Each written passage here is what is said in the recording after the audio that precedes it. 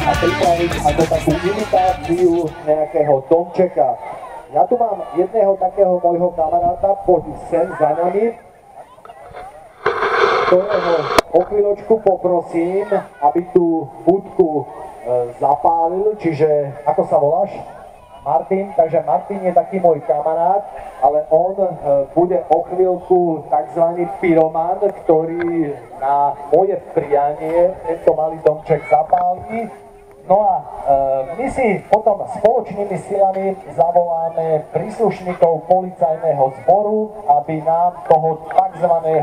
Pyromana, čiže nášho kamaráta Martina, zatkli, čiže budeme mať možnosť vidieť prácu príslušníkov obvodného oddelenia policajného zboru zo Starej Turej, akým spôsobom môžeme spacifikovať pácha v svojich rukách.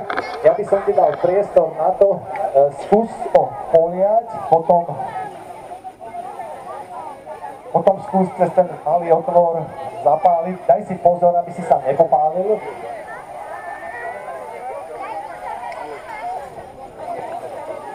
Takže ja idem tiež z tohto priestoru, aby si nás policajti nepomýlili, aby náhodou omylom nezatkli mňa a skutočný pyroman sa mi bude rehotať, že nám uniká spravodlivosti. Takže Martin, horí nám to? Takže dobre, deti, skúsime si zavolať tých policajtov, aby nám prišli tohoto pyromana zatknúť. Dobre, takže Marcin, dobrý deň, volám policajný zbor Slovenskej republiky, som v amfiteátri na vrchu Roh a máme tu pyromana. Potrebovali by sme zákrok policajného zboru, koniec.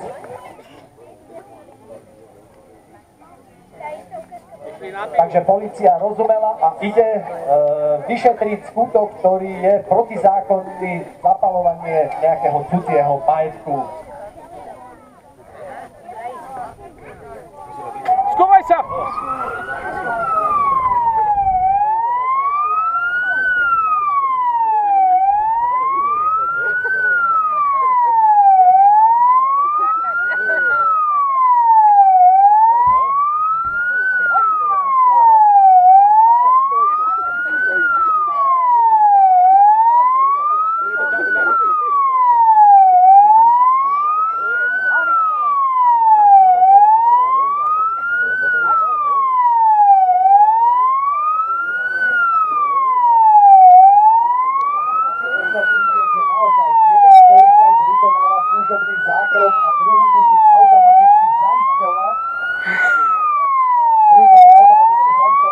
bezpečnosť toho nakročujúceho. Takže páchateľ bol zaistený a my si skúsime zavolať do ukážky hasičov. Takže volám dobrovoľných hasičov z Nižké Hnedinky. Počujete ma, príjem? Máme tu požiar takého malého rodinného domčeka v rohu nad amfiteátrom. Poprosíme vás o výjazd, potvrďte, príjem. Takže máme ohlásený aj požiar malého rodinného domčeka a prichádzajú hasiči z dobrovoľného hasičského zboru Nižké Hnedinka, ktorí si zabudli zavrieť jednu stranu nadstavby. Dúfam, že nič nestratia počas jazdy. Za toto je napríklad zodpovedný strojník, že nemôže ísť s autom, ktoré nie je zabezpečené. Dnes sme dali hasičom úľavu na výstroji, pretože je naozaj veľmi horko. Oblečenie, ktoré majú na sebe, naozaj nie je zásahové oblečenie, ale je to iba pracovná rovnošata, ktorá sa používa na prácu na hasičskej zbrojnici, respektíve hasičskej stanici. Strojník, ktorý je pri motorovom vozidle, sa pokúsi pomocou striekačky dostať vodu do dopravného vedenia na rozdeľovač a dvaja hasiči sa pokúsia zahasiť tento malý domček, ktorý je vlastne spalieť nachystaný. Takže Marcel, ja ťa poprosím možno trošku bližšie zahasiť.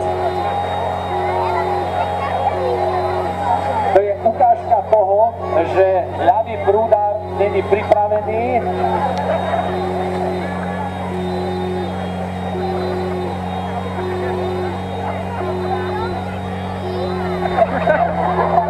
Dá sa to nazvať tzv.